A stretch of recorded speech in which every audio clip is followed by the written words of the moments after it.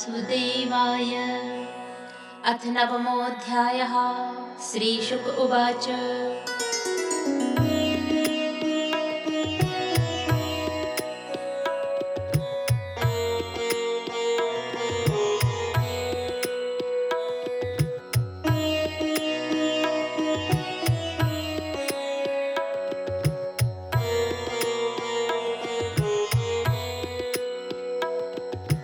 तस्यासन् विश्वरूपस्य शिरांसि त्रीणि भारत। सोमपीठं सुरापीठ मन्नादमिति शुश्रुम। स वै बर्हिषि देवेभ्यो भागं प्रत्यक्षमुच्चकैः। अवदद्यस्य पितरो देवाः सप्रश्रयं नृप। स एव हि ददौ भागं परोक्षमसुरान् प्रति। यजमानो वहद्भागं मातृस्नेहवशानुगः। तद्देव हेलनं तस्य धर्मालीकं सुरेश्वरः। आलक्ष्य तरसा भीतस्तच्छिष्णायच्छिनदृशा। सोमपीठं तु यत्तस्य शिर आसीत् कपिञ्जलः। कलिविङ्कः सुरापीठ मन्नादं यत्सतित्तिरिः। ब्रह्महत्या मञ्जलिना जग्राह यदपीश्वरः। संवत्सरान्ते तदघं भूतानां सविशुद्धये। भूम्यम्बुद्रुमयोषिभ्यश्चतुर्धा व्यभजद्धरिः। भूमिस्तुरीयं जग्राह खातपूर्वरेण वै। ईरिणं ब्रह्महत्याया रूपं भूमौ प्रदृश्यते। तुर्यं छेदविरोहेण वरेण जगृहुरद्रुमाः। तेषां निर्यासरूपेण ब्रह्महत्या प्रदृश्यते। शश्वतकामवरेण हस्तुरीयं जगृहुः स्त्रियः। रजोरूपेण तांस्वहो मासि मासि प्रदृश्यते। द्रव्ये भूयो वरेणापस्तुरीयं जगृहुर्मलं। तासो बुद्बुद्फेनाभ्यां द्रष्टं तद्धरति क्षिपन्। हतपुत्रस्ततस्त्वष्टा जुहावेन्द्राय शत्रवे। इन्द्र शत्रु विवर्धस्व मा चिरं जहि विद्विषम्। अथान्वाहाय पचना दुत्थितो घोरिदर्शिनः। कृतान्त इव लोकानां युगान्त समये यथा। विश्वविवर्धमानं तमसु मात्रं दिने दिने। दग्धशैलप्रतीकाशं सन्ध्याभ्रानीकवर्चसं। तप्तताम्रशिखाश्मश्रुं मध्याह्नार्कोग्रलोचनं। देदीप्यमाने त्रिशिखे शूल आरोप्य रोदसी। नृत्यन्तमुन्नदन्तं च चालयन्तं पदामहीं। दरीगम्भीरवक्त्रेण पिबता च नभस्थलं। लिहिता जिह्वयरक्षाणि ग्रसता भुवनत्रयम्। महता रौद्रदंष्ट्रेण जम्भोमाणं मुहुर्मुहुः। वित्रस्ता दुद्रुवुर्लोका वीक्ष्य सर्वे दिशो दश। येनावृता इमे लोकास्तमसा त्वाष्टमूर्तिना। स वै वृत्र इति प्रोक्तः पापः परमदारुणः। तं निजघ्नुरभिधृत्य सगणा विबुधर्षिभाः। स्वै स्वै दिव्याश्च शस्त्रौघैः सोऽग्रसत्तानि कृत्स्नसः। ततस्ते विस्मिताः सर्वे विषण्णाग्रस्ततेजसः। प्रत्यञ्चमादिपुरुषमुपतस्थुः समाहिताः। देवाऊचुः वायवम्बराग्न्यक्षतयस्त्रिलोका। ब्रह्मादयो ये वयमुद्विजन्तः। हरामि यस्मै बलिमन्त्रिकोऽसौ बिभेति यस्मादरणं ततो नः। अविस्मितं तं परिपूर्णकामं सूनैव लाभेन समं प्रशान्तं। विनोपि सर्पत्य परं हि बालिशः स्वलाङ्गुलेनातितर्ति सिन्धुं। यस्योरुशृङ्गे जगतीं स्वनावं मनुर्यथावत्य ततारि दुर्गं। स एव नस्त्वाष्टभयात् दुरन्तात् त्राताश्रितान् वारिचरोऽपि नूनम्। पुरा स्वयंभूरपि संयमाम्भस्युदीर्णवातोर्मिर्वैः कराले। एकोरविन्दात् पतितस्ततार तस्माद् भयाद्येन स नोऽस्तु पारः। या एक ईशो निजमायया नः ससर्जयेनानुसृजामि विश्वं वयं न यस्यापि पुरः समीहतः पश्यामि लिङ्गं पृथिवीसमानिनः यो नः सपत्नैः समर्दिमानान् देवर्षितिर्यङ्ग्रसुनित्य एव कृतावतारस्तनुभिः स्वमायया कृत्वात्मसात् पाति युगे युगे च तमेव देवं वैवात्मदैवतं परं प्रधानं पुरुषं विश्वमन्यं व्रजामि सर्वे शरणं शरण्यं स्वानां सनो धास्यति सम्महात्मा। श्रीशुक उवाच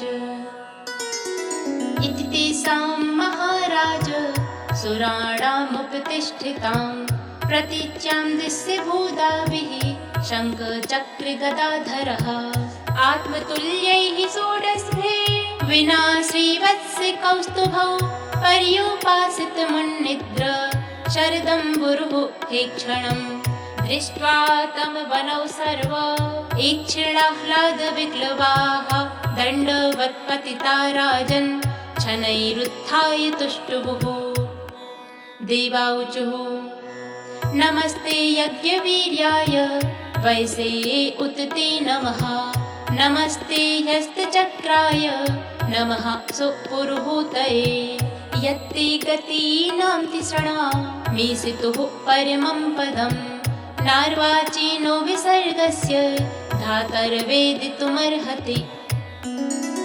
ॐ नमस्तेस्तु भगवन्नारायण वासुदेवादिपुरुष महापुरुष महानुभाव परममङ्गल परमकल्याण परमकारुणिक केवल जगदाधार लोकैकनाथ सर्वेश्वर लक्ष्मीनाथ परमहंस परिव्राजकैः परमेणात्मयोग समाधिना परिभावित परिस्फुट पारमहंस्य धर्मेणोद्घाटित तमः कपाटद्वारे चित्ते पावृत आत्मलोके स्वयमुपलब्ध निज सुखानुभवो भवान् दुरवबोध इव तवायं विहारि योगो यद शरणो शरीर इद मनवेक्षितास्मत् समवाय आत्मनैवाविक्रियमाणेन सगुणमगुणः सजसि पासि हरसि अथ तत्र भवान् किं देवदत्तवदिह गुण विसर्गपतितः पारतन्त्रेण सुकृतकुशलाकुशलं फलमुपादिदात्याहो स्विदात्माराम्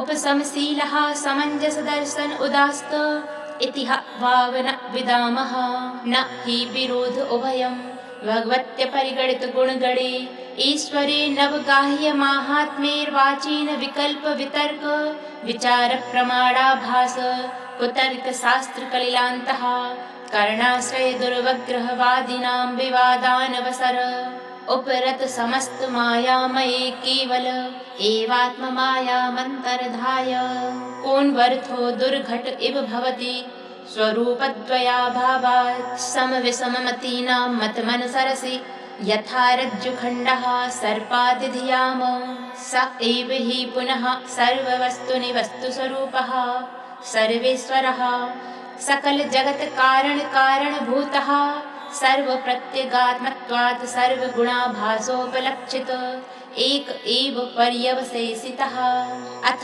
वाव तव महिमामृतरस समुद्र विप्रुषा सकृदवलीढया स्वमनसि निस्यन्दमानानवरत सुखेन विस्मारित दृष्टश्रुत विषय सुखलेशा भासाः परम भागवता एकान्तिनो भगवति सर्वभूत प्रियसुहृदि सर्वात्मनि नितरां निरन्तरं निर्वृतमनसः कथमु वा एते मधुमथन पुनः स्वार्थकुशला ह्यात्मप्रियसुहृदः साधवस्त्वच्चरणाम्बुजानुसेवां विसृजन्ति न यत्र पुनरयं संसारपर्यावर्तः त्रिभुवनात्मभवन त्रिविक्रम त्रिनयन त्रिलोकमनोहरानुभाव तवैव विभूतयोदितिजदनुजादयश्चापि तेषामनुपक्रमसमयोऽयमिति स्वात्ममायया सुरनरमृगमिश्रितजलचराकृतिभिर्यथा पराधं दण्डं दण्डधर ददर्थ एवमेनमपि भगवन् जहित्वाश्रमत यदि मन्यसे अस्माकं ताविकानां तव नतानां तत् ततामः तव चरणनलिनयुगलध्यानानो बद्धहृदयनिगडानां स्वलिङ्गविवरणेनात्मसात्कृता नामनुकम्पानुरञ्जितविसदरुचिरससिरस्मितावलोकेन विगलितमधुरमुखरसामृतकलया चान्तस्तापमनघार्हसि शमयितुम्। अथ भगवंस्तवास्माभिरखिलजगदुत्पत्तिस्थितिलयनिमित्तायमान दिव्यमाया विनोदस्य सकलजीवनिकायानामन्तर्हृदयेषु बहिरपि च ब्रह्म प्रत्यगात्मस्वरूपेण प्रधानरूपेण च यथा देशकाल देहावस्थानविशेषं तदुपादानोपलम्बकतयानुभवतः सर्वप्रत्ययसाक्षिण आकाशशरीरस्य साक्षात् परब्रह्मणः परमात्मनः कियानिह वा अर्थविशेषो विज्ञापनीयः स्यात् विश्वलिङ्गादिभिरिव हिरण्यरेतसः। अत एव स्वयं तदुपकल्पयास्माकं भगवतः परमगुरोस्तव चरणशतफलासच्छायां विविध व्रजिन संसार परिश्रमोपशमनेमुपसृतानां वयं यत्कामेनोपसादिताः।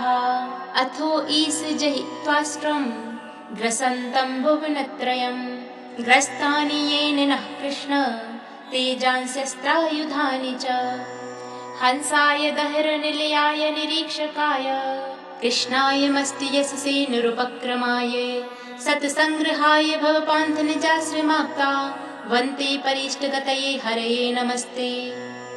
श्रीशुकुवाच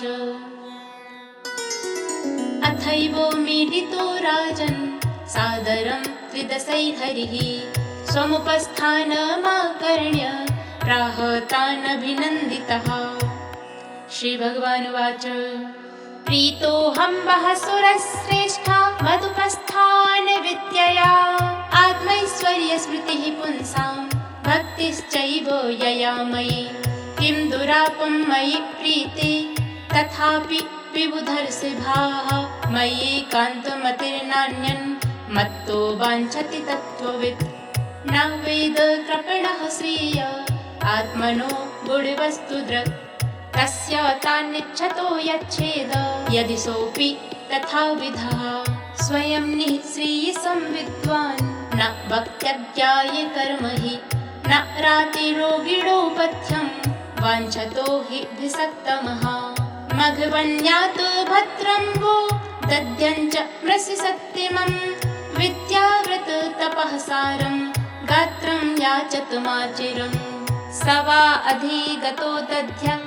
अश्विभ्यां ब्रह्मनिष्कलं यद्वा अश्वशिरो नाम तयोरमृतां व्यधात् दध्यं गाथर्वणस्त्वष्टे वर्मा वेद्यं मदात्मकं विश्वरूपाय यत्प्रादात् त्वष्टा यत्त्वमधस्ततः युष्मभ्यं याचितोस्तुभ्यां धर्मज्ञोऽङ्गानि दास्यति ततस्तैरायुधश्रेष्ठो विश्वकर्म विनिर्मितः येन वृत्रशिरो हरिता मत्तेज उपव्रहितः तस्मिन् विनिहते यूयं तेजोस्त्रायुधसम्पदः भूयः प्राप्स्यथ भद्रं वो न हिंसन्ति च मत्परान्।